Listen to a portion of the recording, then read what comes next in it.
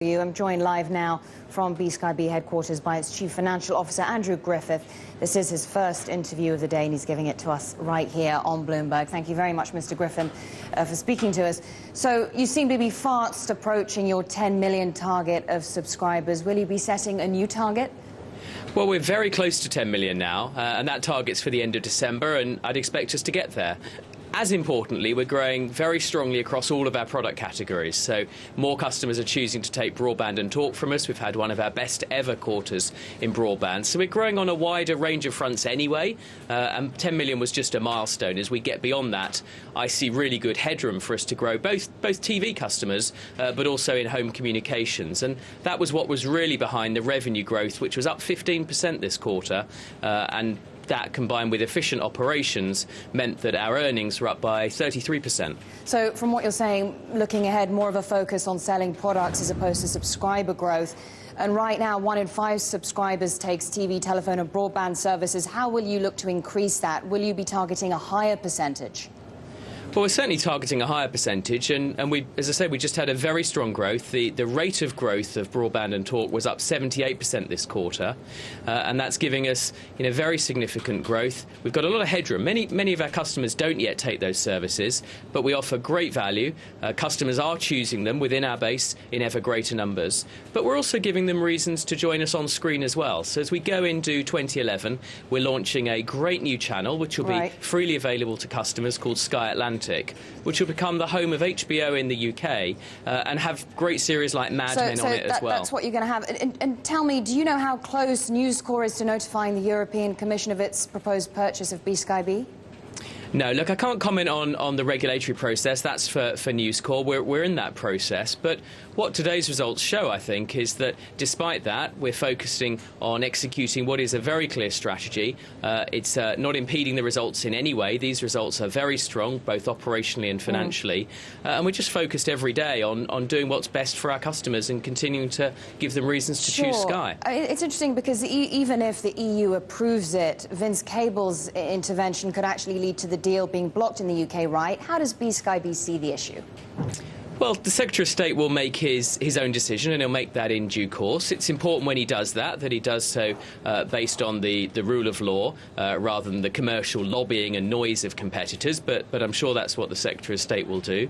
And then we'll see when and if News come back with an offer, and that's the right time for BSkyB's board to make further comments. Tell me, what have investors been saying about the bid? I mean, to what extent is this distracting you from your main business?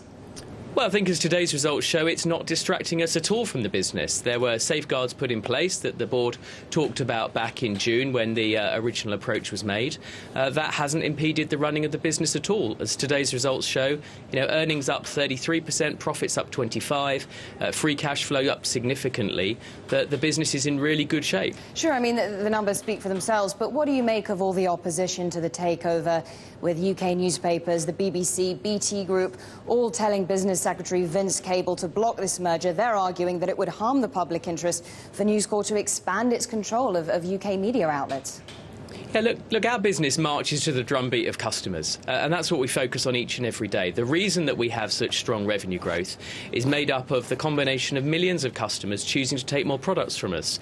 It's inevitable that competitors will try and compete at the regulator's office. We compete in the customer space. We're the product of free choice that customers are making each and every day, and that's what we're going to stay focused on. So it's for others to decide where they want to compete. What we'll focus on is innovating like 3D, where Britain and BSkyB have become a genuinely global leader in bringing 3D TV to the market. 3D and HD are fascinating, and I definitely want to ask you about that. But, I mean, you speak about where your competitors choose to compete with you in the regulatory space. I mean, they have a point, don't they? I mean, News Corp owns The Times, Sunday Times newspapers in the UK, and the country's biggest tabloid, The Sun. No, look, consumers, this segment that we operate in, entertainment and communications, has never innovated faster. Consumers have never had a wider array of choices. There are companies like Apple and Google from a global perspective seeking to compete, and in that environment, we all have to focus on the customer. We have to focus on innovating our businesses, making sure that we keep... But isn't that precisely what your competitors are saying, that this takeover bid raises questions about the customer and the consumer, and that effectively this could actually harm public interest? Look, Sky has in its DNA the idea of innovating, of continuing to provide more choice for customers. And no customer has to make that choice. We're not state-funded. We're the products of customers choosing to innovate, and we're giving them more reasons to do that. So 3D is something that BSkyB, with its resources, has come and invested in and brought to market in a way that very few operators in our segment around the world have done. Today, we're announcing 500 more jobs created because we're investing in customer services.